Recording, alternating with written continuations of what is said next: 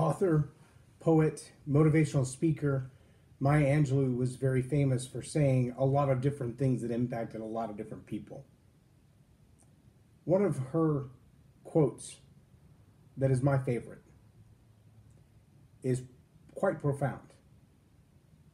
She said, "People will forget what you told them. They'll even forget what you did. They'll never forget how you made them feel." They will never forget how you made them feel. Now, I want to take that concept in a little bit more of a philosophical approach to leadership.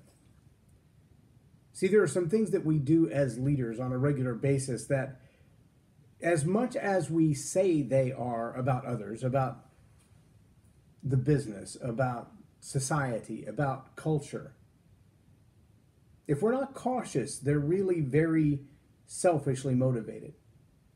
I mean, you have to be honest when you look at let's say a board review, and a board review determines whether or not there's a vote of confidence for a CEO to stay in place. And part of that vote of confidence goes back to overall employee satisfaction in the workplace, the level of turnover that happens in the workplace. How many people come and go from the job? What does it cost to onboard or train somebody? And what happens when they leave? Also, the board's vote of confidence or no confidence is going to be directly tied to the financial aspect. Is the company in the red or is it in the black? Are we making money or losing money? See, all of those things come into the job evaluation of the CEO. So here we have a leader now whose ability to maintain their position, to keep their job, to maintain their lifestyle, to have their home and their possessions and their family in the place where they are right now is directly tied to the well-being, the contentment, the productivity, and the forward moving of their organization. Some of those things seem to be beyond their control. And when we lose the concept of responsible leadership, and we talked about ownership before, and we talked about how we've got to own our own attitude, and we've got to be willing to say, I see the circumstances, and I feel because of those circumstances, but I have a choice on how I feel. I get to decide if I will be upset and covered in drama over this, or if I will move forward with my life. We also get to choose what we think, regardless of the outside input. Under the category of ownership, the CEO must say, regardless of all the things going on around me, I have to be responsible within myself, ownership, to handle these things because I can't control the circumstances, but I can control how I respond to them. See, we've moved to another category now, though. And from a leadership perspective, what we're talking about is the CEO who is responsible for the way his actions or her actions and words impact the rest of the team. And it may be the rest of the C-level cabinet, the CMO, the CIO, the COO, etc. It may be the next level down where all the VPs are or the regional presidents are. And it may be the brand new hire from yesterday. But how they feel about their job, about the company's reputation, about the company's forward-facing public impressions, all of those pieces start in the CEO's office and they trickle down through the nature of the company. It's called culture. And the leader is responsible for that culture. Now, lest you think for a moment that, oh, well, you're talking about the highest level leaders, that doesn't apply to me. Let me encourage you to go pick up John Maxwell's book, The 360 Leader. The 360-degree leader will teach you what it means to lead those who are your peers, to lead those who are beneath you, and, believe it or not, to lead those who are above you. Remember, when we talk about leadership, there's a key word that permeates leadership from every direction, and that word is influence. In this category, and this final pillar of the philosophy, Learn to Roar, we're talking about responsible. And influence under responsible is a matter of stewardship. It's a matter of understanding that because of your position, because of your exposure, because you've mastered all those other things, you have relevance, you have ownership, you have authority. And as you've developed those things in your life, you have increased your influence along the way. Now, under responsible, you must steward that influence intentionally.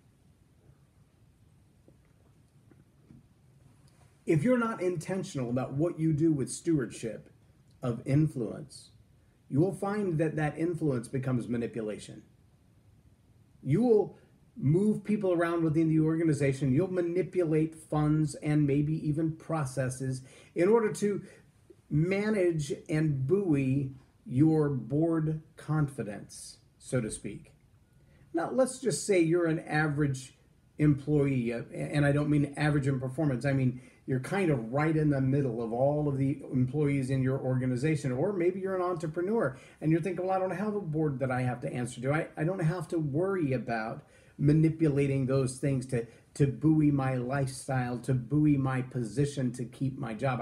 I don't do that because I'm in the middle of the field anyway, or I'm the entrepreneur anyway. It doesn't really matter to me. Understand that the influence you have might be on competitors. It might be on consumers. It might be the influence you have when you stand on the platform and speak to the audience. It might be the influence that you have when you write a book, the influence that you have when you teach a class, when you lead a workshop. That influence is something that you have to steward, because the higher you go in leadership and the longer you stay in leadership, the deeper that influence is going to be. A high school student has that kind of influence. They have influence over underclassmen without any question, just because they're upperclassmen, but they also have influence within their circles. Do you participate in performing arts? Are you a band member, a choir member, a debate team member? Are you the captain on the wrestling team? Are you the nobody on the wrestling team? Are you the team manager in the sports academy? Whatever it is that you do, there are people in an immediate circle around you, the 5 people you spend your time with whom you have influence. And how they feel when you've influenced their life is significant. That's the measure of your success. Have you influenced them in a way that is a positive direction? Have you influenced them in a way that's going to make their life better? Have you influenced your boss in a way that will make their life better, or your peers in a way that will make their life better? And if the answer to that question is, I don't know, then you may have failed the first test of influence, and that is stewardship, asking the question, am I intentional about the way that I lead? Am I intentional about the things I say? Am I intentional about the things that I do? Am I intentional about how I expect others to be a part of my life? Now, that's directly tied to the next aspect of being responsible. And so we move from influence to impact. Impact is not just, did I influence them to move in the same direction? Do they think similar thoughts? Are they doing similar things? But the impact, meaning the results. Do we actually see the needle moving in the area that we perform together? Is our relationship getting stronger? Are our sales results getting better? Are the profits versus losses getting higher? Are we moving the margin toward the side of profits? Do we see greater strength in where we are, in our company's reputation, in our branding, in our product offering? The impact that you make in people's lives is directly tied to the results that you're able to achieve together, the results of the teamwork. People will forget what you said. They'll forget what you did. They'll never forget how you made them feel. What's the impact that you're truly making in the life of your consumer, in the life of your employee, in the life of your boss? Are you leaving scars from the things that you say? Do you use your influence to manipulate them, to get them to do things that you didn't really want to go on record as having done, but it does need to be done, kind of thing? Enron had some issues with that kind of influence.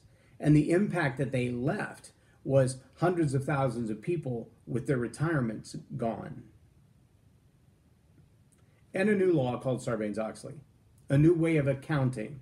That's the impact that the leaders of Enron had, not only on themselves and their families and their immediate circle and their employees, but on their investors and on society at large.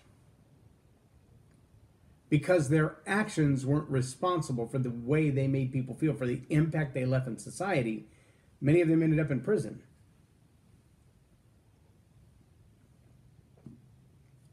But the impact they left on the way accounting is done in big business is still alive today. Oh, they had influence, and they made an incredible impact. So let me ask you this.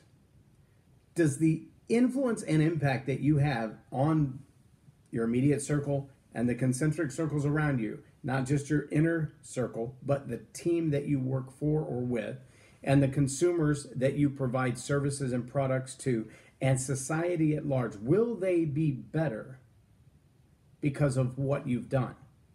See, when you use your influence to impact people in a positive way, you give increase to them. You add value to them. Does your product, does your service, does your personality add value to the people around you? Do you find that when you're around someone, they feel better about themselves? Do you speak things into their life that lift them up, that encourage them, that give them the power to move forward? Do you admonish people more than you encourage people? Do you pat them on the back and say, wow, you're doing a great job? See, appreciation is one of the most powerful tools in the world. In fact, more people leave their job for a lack of appreciation than leave their job because of their paycheck or their hours. Think through that again if you're a leader at any level. Again, CEO, mid-level management, everyday employee, or entrepreneur. More people leave their job every year because of the way they feel they're being treated by their team than leave their job because of their low pay or long hours. When you understand what that means, when I talk about influence and impact and increasing, increase isn't just increasing the bottom line. Increase isn't just causing your profits to be higher. Increase isn't just about the results that you want to see in the black versus in the red of your accounting system, of your K9s at the end of the year, of your payouts. That's not the only increase we're talking about. We're talking about, do the people that you engage with, from consumers to superiors, do they feel like their life is better, like you've added value to them, you've shared something with them, you've encouraged them, you've taught them, you've appreciated them in some way, that when they walk away, they feel like, wow, I think I'm a better person for having had that encounter. And that may be seconds later, it may be months later, it may be years later, it may be decades later. I recently saw an interview with John Maxwell, and somebody asked him, tell me about the person that impacted your life. And he talked about the first person that asked him back in the mid-70s, what is your plan for personal growth? John said, that changed my life. I saved for months to come up with the money to buy his packet of information, to understand what it means to have a plan for personal growth. He said, but in all honesty, I never saw the guy again. It was decades later that my team put together a reunion, and they invited him to come. And he said, I saw him and I stood there and cried, and I realized all of the books that I've written, all of the people that I've influenced, all of the stages that I've spoken from, all of the organizations that I've built from the ground up, none of them would have been possible without him telling me, you need a plan for personal growth. Wow, what a tremendous statement. People will forget what you told them. They will forget what you did. They will never forget how you made them feel. And the increase that gentleman made in the life of John Maxwell has impacted literally millions of people around the globe through Equip and Enjoy and the John Maxwell Company and the John Maxwell team and John Maxwell himself. The impact is immeasurable so far, and it's still growing. because one man over breakfast told him, "What is your plan for personal growth?" And it made a paradigm shift in the nature of leadership as we know it. Do you increase others? Do you add value to them? Do you appreciate them? Do you encourage them? Do you challenge them in a way that makes them better rather than beaten down? And the final element of the fourth pier of the Learn to Roar philosophy is investment. And like any investment, there's risk involved. You may pour into someone who you feel like could be the next John Maxwell or the next Billy Graham or the next Mother Teresa or the next Earl Nightingale or the next, what was the famous nurse's name? Nightingale. Florence Nightingale. You could be the person who invests in them. And you may be taking a risk. You may pour all of your confidence and all of your trust and all of your knowledge and all of your wisdom and all of your assets into this person to find that they betray you. It could happen. That's why it's called an investment. You're going to take from what you have and exchange it for something else in order to go higher. And you may not lose it. You may not get it all back. You might actually lose what you invest in someone. You may see that they do absolutely nothing with all that you poured into them.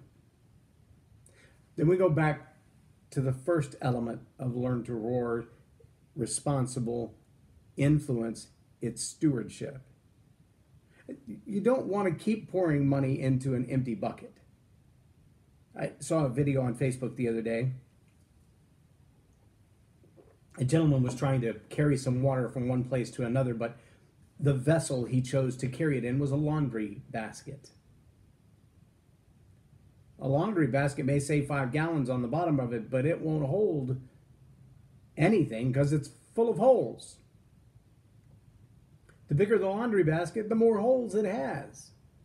Sometimes the people that you influence, where you steward your influence intentionally, the conversations that you have with them on purpose, the impact that you know that you're making in their life, the increase that you're using to build them up, to add value to them, sometimes you'll realize in short order that all of the effort going toward that individual is for naught.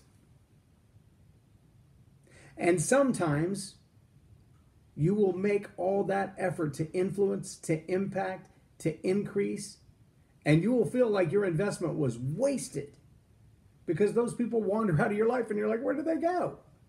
I poured all this into them. I gave them pay raises. I gave them job opportunities. I opened doors for them and nothing. I see nothing in return for that. How do you think the gentleman felt who sat at breakfast and told John Maxwell, what is your plan for personal growth? Because I'm guessing unless he lived the next 3 decades under a rock, he saw this young man become a worldwide known leadership guru. If he watched John Maxwell grow to impact churches, to impact businesses, to train at the United Nations, to train government leaders around the world, don't you think at some point he thought, I did that. I had an influence in his life. I impacted him in a way that changed the trajectory of who he is. I added value to him. I increased his courage and his confidence and his willingness to continue to better himself. Then his investment that day over breakfast has become a very powerful legacy. I remember while I was in the Air Force, I went home on leave for a few days, and I was in uniform, and I was walking through the local grocery store, and one of the baggage clerks came up to me and threw his arms around and gave me a big hug, and he said, you probably don't even remember me. I was only 10 or 12 years old when you were 15 or 16 just before you left high school, and I can't tell you the profound impact you had on my life. That was a pretty special moment.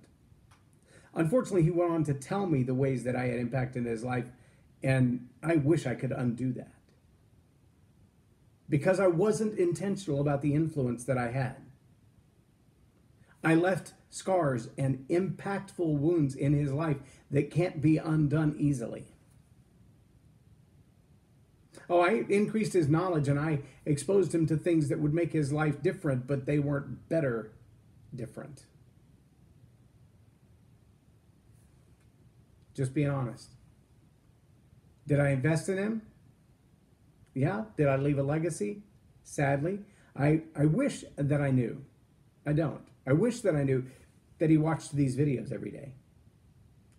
I wish that I knew that he was being invested in a different way, because I'm a different somebody now than I was at 16. I don't know that for sure. I do know, though, that I get emails on a regular basis from foreign countries where young men in their 20s are listening to things that are being said here. And I do have some influence in their life. And I do see an impact in the way that they do business, in the way that they communicate with people, even if it's just online. I see an increase in them, and I get thank you letters from them. And I know that even if I never see them face to face, I never shake their hands, there's never a financial exchange, the investment that I've made in them could be a lasting legacy of solid leadership. And that's what it means to learn to roar. Are you relevant to the people around you? Because relevance is the currency of the information age. Do you take ownership of the decisions that you make, the way that you choose to feel, the thoughts that you choose to think? Because ownership is the currency of maturity. Do you have authority in your life? Have you submitted yourself to authority in such a way that you can continue to grow? Do you have the experience? Do you empower others? Do you equip others? If you have authority, you understand that authority is the currency of influence. And if you are responsible, not just for what you said, not just for what you did, but for how you made others feel, did you intentionally influence them? Have you left an impact with positive results? Have you seen an increase in the quality of their life because of your involvement in it? Have you made an investment that will become a legacy? Then you know what it means to learn to roar. I hope this video series has been profoundly impactful in your life. I hope that you will consider the content that we've talked about in this last video series as we talk about what it means to learn to roar. This philosophy permeates sales cultures, it permeates communication styles. In fact, there's an entire book that I'll be releasing this month called Learn to Roar Communication, where this same overlay impacts the way that you communicate with people from the platform as a speaker. There's an entire 9-month coaching program to help communicators walk through that in the building of their platform, from the vision to the Facebook post. It's also a deeper look at attitude. When you learn to roar under ownership and you take responsibility for your attitude and the way it influences people around you, the attitude hack will also be released this month. It has already been trained all over the world. No exaggeration. In fact, the University of Kinshasa is asking to make attitude hack a graduate level program so that all of their students can go through it and receive training credits for it on their diplomas. It will be another fully involved program as well, another teaching program. It's being used in high schools and colleges around the world already. It's been trained for the National PTA and the Georgia State PTA as well. The attitude hack falls under the ownership of Learn to Roar philosophy. So when you hear Learn to Roar, it kind of encompasses all of those things. And I would appreciate it if you would just take a moment and share this video, share with people the iTunes subscription, and let them know that you can get these videos for free. They're daily and they're uploaded to the iTunes podcast. Just search my name, J Loren Norris. If you see them on Facebook or YouTube, please hit the share button, hit the like button, hit the subscribe button, and let people know. But if you are the person who books speakers for your organization, whether it's a middle school, a high school, a college, a corporate office, an entrepreneurial meeting group, or a banquet where you need a keynote speaker, Learn to Roar is an impactful message. whether it's a 30-minute message over all 4 topics, or it's a breakout session where we take 4 or 5 hours and go through the whole thing. And I'm glad to deliver that, honored to deliver that in so many ways. I would appreciate just a contact and send me a message and say, hey, how can we get this? I'd love to help you out with that. Until I see you again, have a blessed day. I'm J Loren Norris, and you've been watching Tell It Like It Is TV.